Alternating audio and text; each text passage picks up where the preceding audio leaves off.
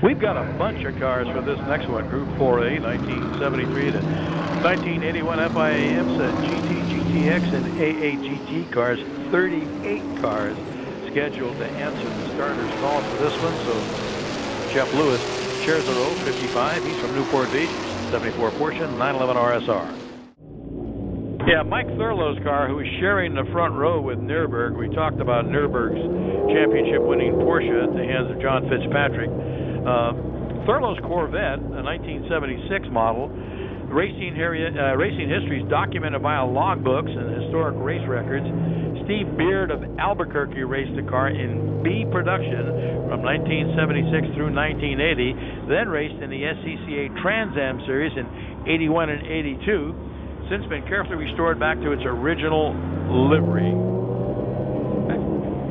That's a pretty busy use in its first few years, isn't it? And pretty impressive to be second on the grid. And look at all the 935s he's ahead of.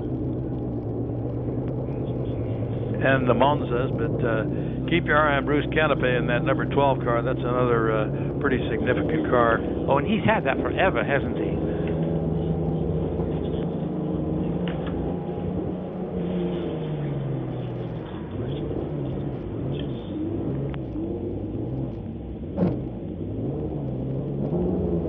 Yeah, that 12 car of Canopus, only 13 customer 935s were built by Porsche in 1979. Then Porsche stopped production so they could concentrate on prototype racing, leaving the development of the 935 up to the private teams such as Kramer and Jost. That's where you get the Ks and the Js after 935. This particular one was the last works car built by the factory, only raced 5 times in 79 and 81, and as a result, it's the most original 935 in existence. Competing in its first road race, Bruce Canepa drove a 77 Porsche 934.5 against the new 935s, finishing 7th overall in the 1978 Sears Point Camel GT, and later in the year, very competitive in the Laguna Seca Trans Am, but had mechanical problems in the race. Early in 79, Canepa, along with Rick Mears, Monty Shelton, who you just mentioned, finished 3rd overall at the 24 Hours of Daytona in the then outdated 934.5. The Porsche factory was quite impressed and offered Canepa a new 935 and works support. The car was delivered to California just prior to the 11th round of the 79 IMSA Championship at Sears Point. Driving a 935 for the first time, Canepa qualified the car 10th and finished 5th. Solid work. Absolutely. And it's quite an achievement to be recognized by the Porsche factory as someone they want in one of their cars. Yeah, absolutely. And that's a fast car too. I mean, just generally. It'll be interesting to see how this all shakes down.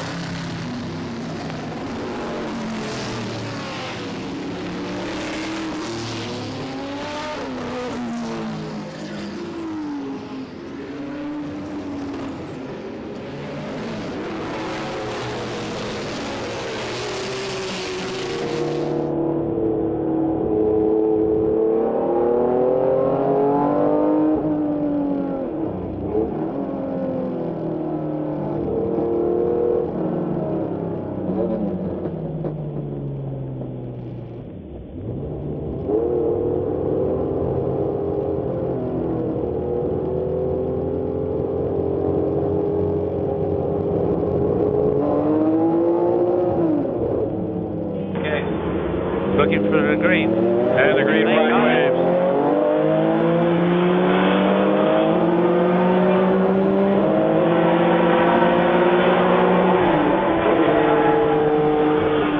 Cars are cresting the hill. When they took the green flag at over 120 miles an hour, that's just on the beginning lap when they weren't fully on it. It looks like Nürburgring and Thurlow, the 2 cars in the front row, at least were first across the line, but after that, they're out of our sight down the Andretti hairpin.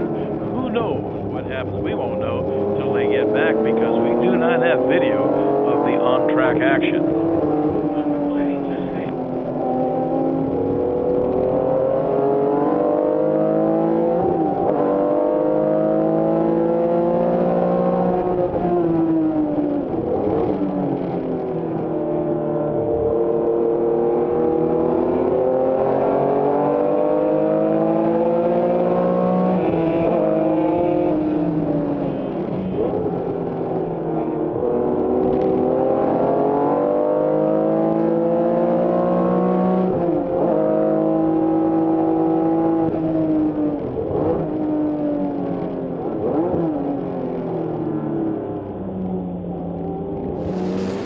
Field coming down off the hill. We can hear them before they see them.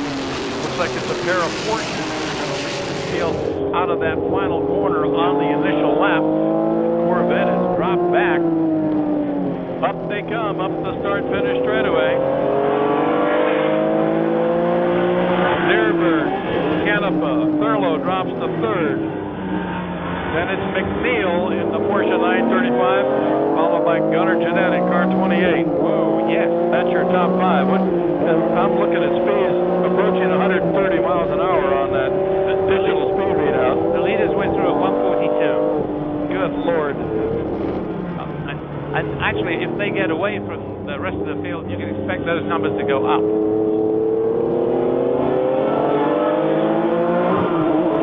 Well, you asked me who was going to come up, and I said Canepa. He's already up in the second spot.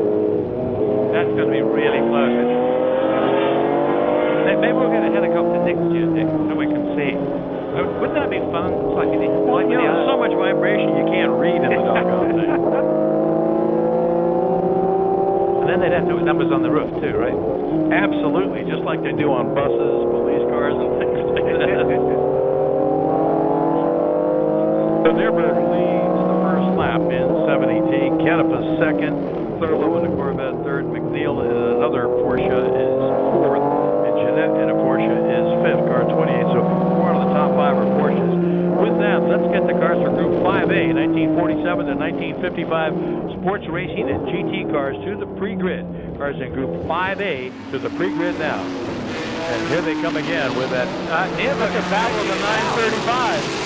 139, 144 now. Oh, the two Decon monsters going neck and neck. Yeah, Epsman in the number 20 car is running in 6th. Hogan in 24 is right on him in 7th spot. So it's the battle of the Decon Monza. The third Monza, Bill Auckland's car, number 3, is running 9th. So the Monzas are running 7th, 6th, 7th, and 9th. Okay. Zach Brown and his Porsche is in the 8th spot. Halfway down the field, there's guys doing 130 under the tower, under the bridge.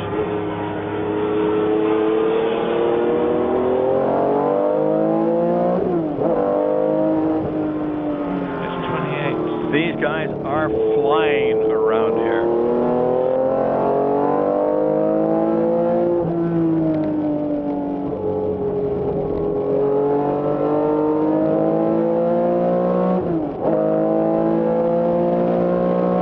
So we have Cooper McNeil and number 28, but actually it looks like that is Gunnar Jeanette, who is now 5th. He started 7th.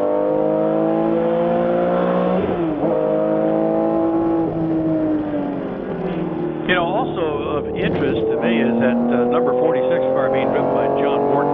He's currently running 17th, but he's the quickest of all the Datsun 240Zs out there, and there are several. He's the quickest by a considerable measure. In January of 1970, Datsun introduced the 240Z to the U.S. market. Pete Brock linked a deal with Datsun to run 2 Z cars in SCCA competition. One of the cars was this car. The other was the number 3 car that John Morton and Peter met up, signed for racing classes with Shelby in the 60s, and Brock asked Morton to drive the 46 car. They ran the entire 70 schedule with John winning the national championship in C production in the runoffs at Road Atlanta in November of that year. Championship not only put Datsun in the spotlight, but started a cult of young Z-car fans that still feel the passion today. 240Z was now on the map, and John drove that car the entire 71 campaign in SCCA. C production again dominated, and then once more won the championship. Back-to-back championship remains today one of the most famous Z cars, along with its master driver, John Morton. 46 cars of history all over the country during the 2 full seasons of C production racing. As John has told us numerous times, it's the car that really launched his racing career.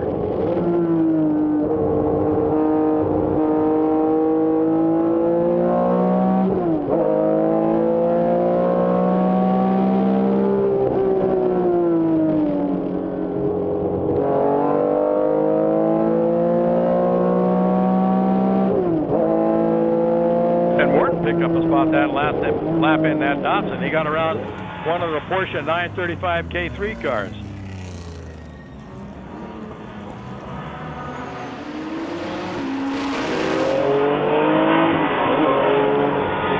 Just to give you an idea of Morton's pace, he is 16th in the Z. The next Datsun Z car is 27th. Both he and that car are very, very quick.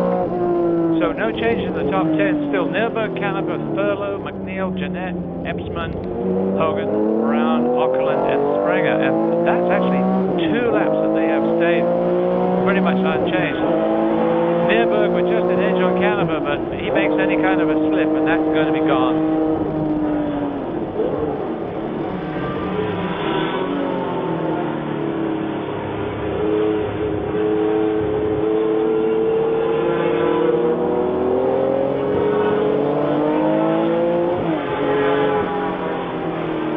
You know, basically, this is a 935 race. It certainly looks like a Porsche Cup event. It is like a Porsche Cup, yeah.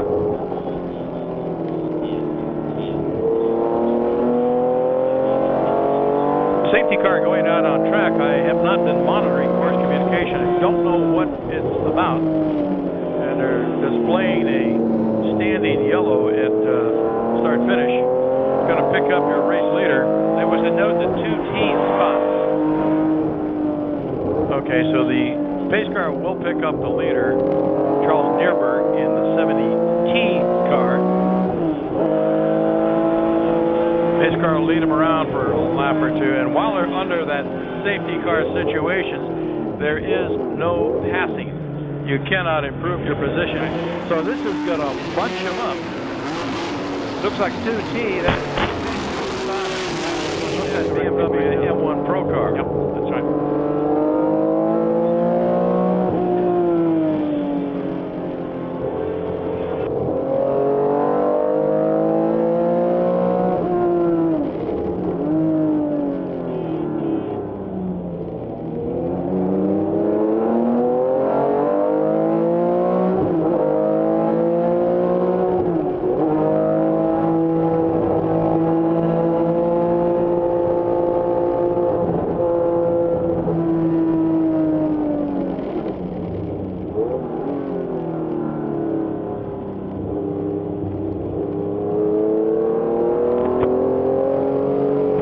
They've dispatched a tow truck and Rescue 1 from the Turn 11 compound, and they're going out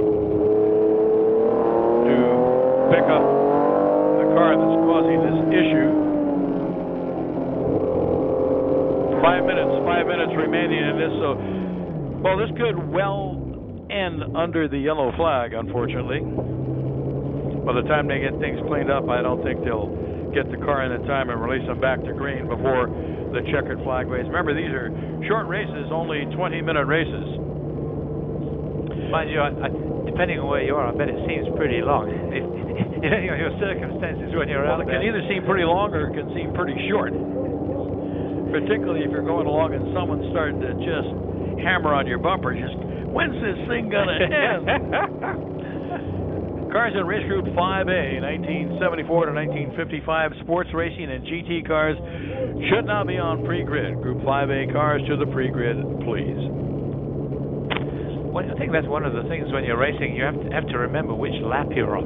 There's plenty of cases where people will mess that one up. Oh, going green. Good. Well, that's good news. We heard over the comm line that they're going to go green next time by, so that means the pace car will take the exit down there prior to turn 11 out of turn 10, and they'll come back up. And let's watch Nürburg, Canepa, Thurlow, McNeil, and Hogan. My bet's on 142 under the bridge. If they go any faster than that, they'll actually be going faster than they've gone so far. You know, I didn't notice this, but Hogan's gotten around Epsman and also Jeanette in that Porsche 935 hit. Monza is now in 5th spot. Green flag, and away we go again. 144, I go. Even faster.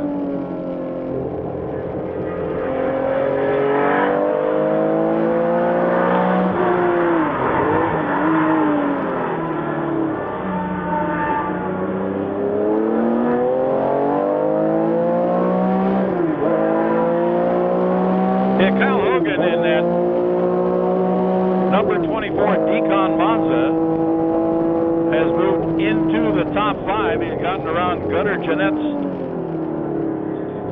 Porsche 934.5. That's the number 28 car. Epsman still running in 7th in his Decon Monza number 20, followed by Brown in the number 18 Porsche. And Decon Monza of Bill Ackerland, number 3, is 9th.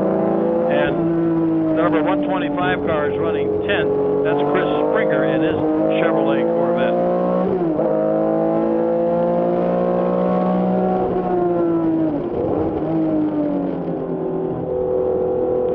Oh, well, I wasn't looking at the starter's bridge, but Paul just told me that both Canepa and Nürburgring got open black flags, which means that they must come in and have a little chat, a little counseling.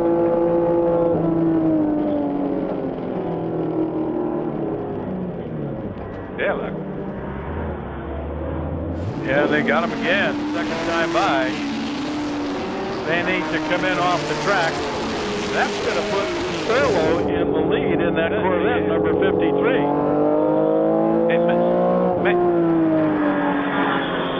It makes you wonder what they did, doesn't it?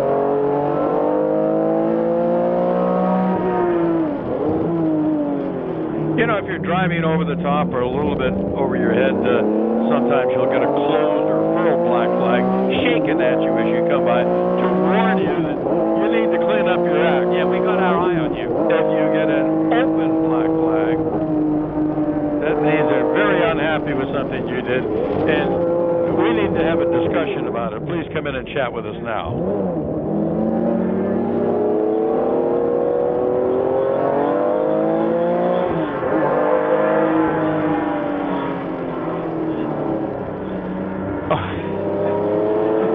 Sounds like Thurlow got an open black flag. And now Thurlow, the third place car, got an open black flag. I don't know what's going on out there, but the top 3 cars have all received open black flags, which means they are supposed to come into the pits on the next lap. We'll see if they do. Spirited competition, I think you could describe that as.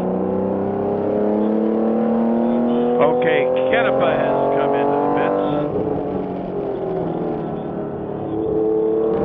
And Thurlow is the new leader. And the checkered flag waves.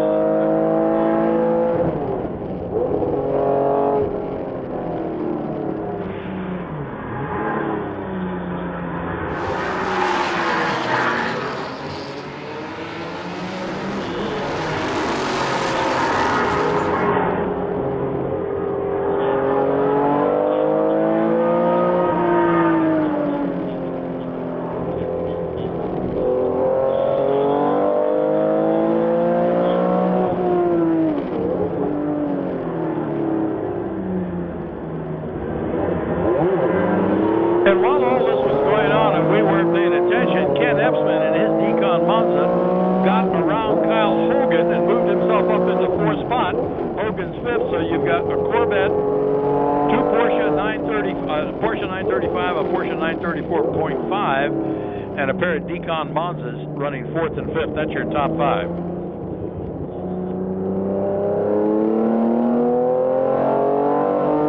The rest of the field being flagged off.